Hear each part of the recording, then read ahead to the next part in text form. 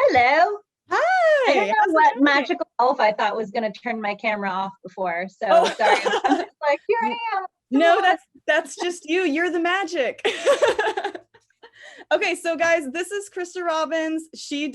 I'm doing this because on my screen she's over here, but it could be incorrect. You might be over here. But she is from CupCup Studios. She does amazing handmade small batch ceramics, and we're gonna talk about that. Let's So chat too. yeah, let's chat. So, Krista, could you tell us a little bit like about yourself and how you got involved, like where you're located, how you got involved in doing ceramics? Absolutely. So I am calling in from today, sunny Portland, Oregon. Wait, And honey. I've been doing pottery for a long time. I got introduced to it like many of us in high school, taking an elective, art class, and then fell in love with it. And I was so lucky to have arts educators that were really encouraging and said, you can pursue this. This is something you can go to school for, which really blew my mind. So I decided to take it up as a bachelor's program. I went to Florida Gulf Coast University in Southwest Florida and was really lucky. I had, again, just amazing arts educators. And yep, I graduated in 2008 and then kind of took a while off. I think I went 8 or 9 years without any significant pottery making. But when I moved here to St. John's in Portland, I kind of looked in my garage and thought, wow, that's a pottery studio in my mind. So that was about maybe 2.5 years ago. The rest is history. I launched CupCup Studios in late 2018 and have just been still a one woman show, but just absolutely love it. So your studio is in your own garage at your Yeah. house. And Yes, we were joking on the prep call today about how everything outside of the frame is actually a garage, but yes, this is a but studio. this part's the studio. Yes. That's okay. That's the part we're focusing on. So Yep. okay, so I'm also a ceramic artist, so I know about how difficult it is. Like there's definitely some like pitfalls to setting up your own home studio. Things like having your own kiln, things about like, for instance, about safety. So can we talk about some of that? Maybe like tell us what the process was for getting it set up.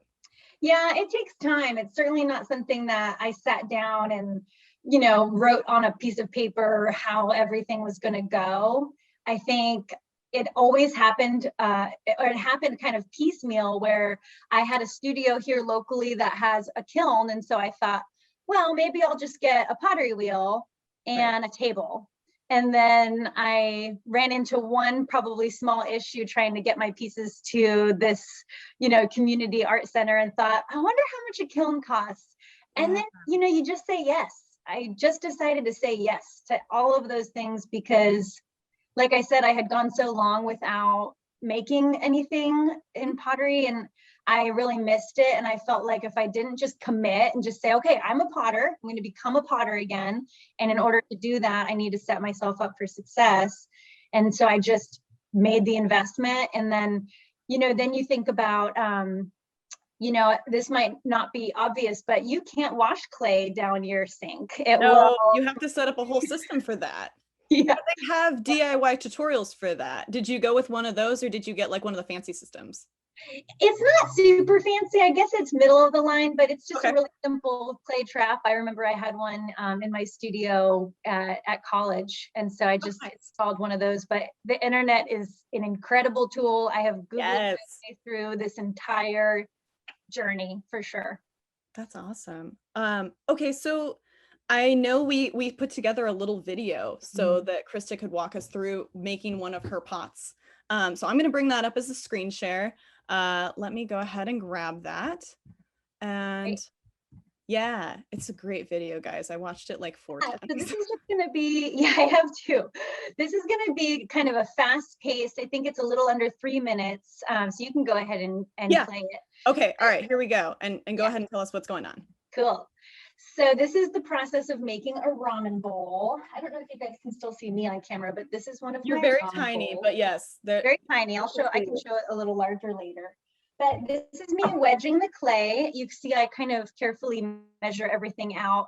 The key to making the same object, the same size over and over and over again and having them look like they match, is weighing your clay out first. Yes. So that's important. And now we're going to go into the throwing process. So you kind of start up by getting all the clay particles aligned. That's called coning.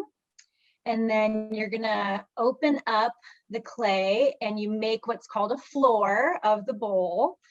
And so that's what I'm doing there. And you kind of make sure you compress so you avoid cracking when it's drying.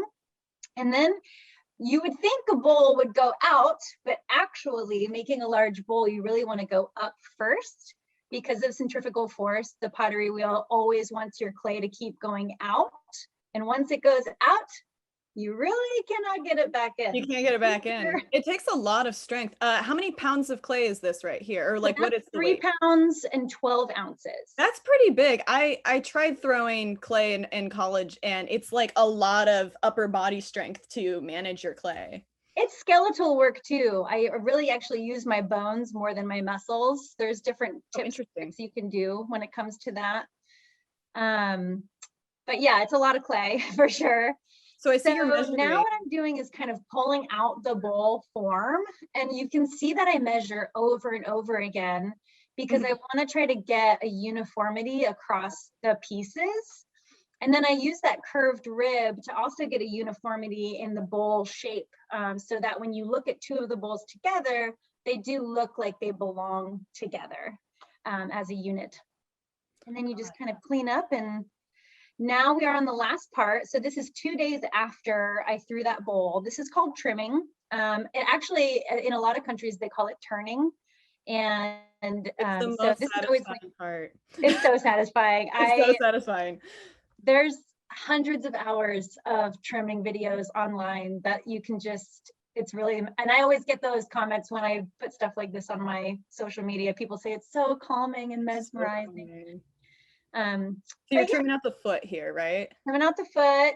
I try to make each ramen bowl pretty much the same, but it's interesting. I cannot figure out my trimming tools for the life of me. I think I use different trimming tools every time. So even though I've been doing this for so long, it's just, there's always new things to try and different tools and processes.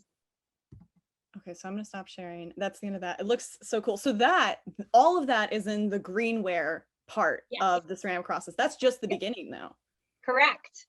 So one of the things that we wanted to share with you are the 3 different phases kind of a pottery. So this is greenware, like what Glenn was saying. This is really fragile. If I squeezed this, it would crumble into a million pieces. And that's completely dried out now. Yeah. So totally dried out. You know, you want to let it dry out for like a solid, I don't know, 4 or 5 days or something, depending on the temperature.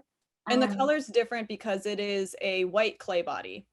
Well, right? This actually is, so this is a speckled clay body. It's called a buff. So it's kind of in the middle of red and white. So that's greenware. And then once you fire it the first time, which they call a bisque fire, or in the UK, they call it a biscuit fire. That's so cute. I didn't know that. Biscuit. I think I like it better.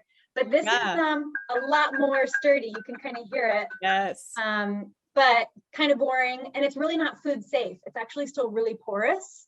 So if you poured water in here, the clay body would suck up all the water, and you really don't want to be drinking out of that. No. But when you dip it, or you paint on glaze, and then this is kind of what the final piece can look like. This is a matte glaze, so it's not glossy like you might expect. But the speckles that you see is actually part of the clay body. It's iron deposits inside of this speckled buff. And when that gets heated up, it does that thing where it gets really dark and makes those dark speckles. When it's still in the clay, they're very, very tiny. And they you wouldn't even know. I mean, they totally expand when they get heated. It's like, it's chemistry. It's fun art chemistry. It is fun.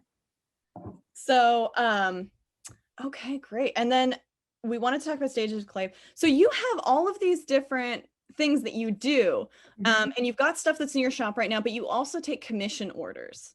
So I mean, yeah, most of the time I've got 2 or 3 things in my shop, and that's because I'm usually working on huge orders. Like I've got 36 mugs over here. And I love doing custom stuff. I love it when someone pings me and says, I've had this idea for a dinnerware set, but I can't find it. And then we kind of go back and forth, and we usually have a video call and we talk about like what it is that they're thinking of, and I can tell them what's impossible and what's possible.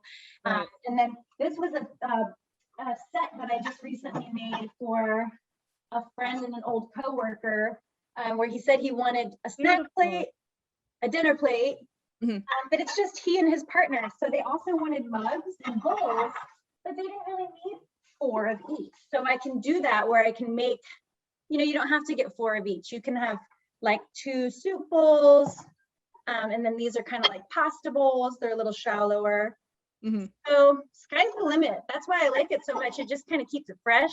Yeah. And the work that you do is like such a simple, elegant style that like it's very modern, and it goes with like so many different aesthetics that would work in different homes as well. I try to keep it functional and simple. Right. And you've got some flexibility as far as color because you have all these different glazes. Yeah, so we can do like pinks and blues. I tend to do more like whites and beiges, like you said, because it's neutral and it just goes with everything. It's neutral.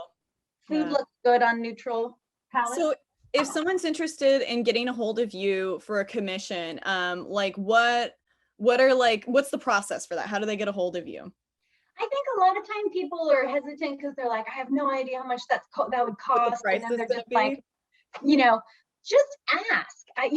Like the worst thing I can say is like, hey, this is going to be, this kind of price range, and maybe it doesn't work out, but that's totally fine. That's fine. But really, it's just messaging me on Instagram. That's how I get most of my custom work, is just a direct message. And it's nice because they can send me photos of things they've seen that they like, so I can visualize what they're thinking. That's how we came up with this set, for example. Right. And I know I commissioned something from you for Christmas this year. We got this bowl that had like a spout on it and a handle, and it's for mixing your eggs in when you're making an omelet. And it was really cool because I just sent Krista the measurements from my previous, like we had one before that broke. So I just sent her the measurements from that. And then you recreated this new one for me. And it's a different style than the one we had before, but we were kind of looking for something new anyway. So it was really cool to have that. And it goes so well with our kitchen, like the green. That was so fun to make. I had never made that before, and I got just a ton of compliments when I put it on the thing. So I appreciated that commission. That's my favorite thing. It's like, I didn't even know an egg bowl. I had never used an egg bowl. So it's totally a thing. Okay, but you do have some stuff in your shop. I just peeked at your Etsy before we got on here, and you've got some mugs that are in there, and you've got the ramen bowls like what you just threw. So tell us about that. This is one of the ramen bowls. I love how there's holes in it. It comes with hardwood chopsticks, and this is definitely like a fan favorite. But what I did in the shop. Can you look that up first? Because we couldn't see it when I was on. You couldn't see that. Oh, that's okay. Cameras are tricky. Okay. That's so cool. And then like the holes, so you can rest your chopsticks and they don't fall into your ramen. Yeah, so cool. So I did update my shop, but what I decided to do was really update it and just say, hey, this is going to be a few weeks. So if you want to order this, great. I'm going to, basically doing pre-orders. Pre-order, yeah. So, which makes a lot of sense for ceramics because like, you do them in batches. So doing the pre-order works really well for that.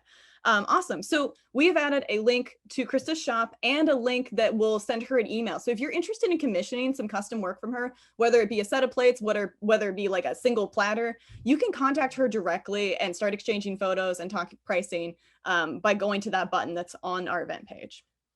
Awesome. Well, thank you so much for joining us, Krista. I really appreciate it. Thank you. This was fun. Thanks, Gwen. Yeah, thank you. Hey, thanks for watching. For more videos like this, go to the link here. And to support us, you can join the Patreon by going to the link below.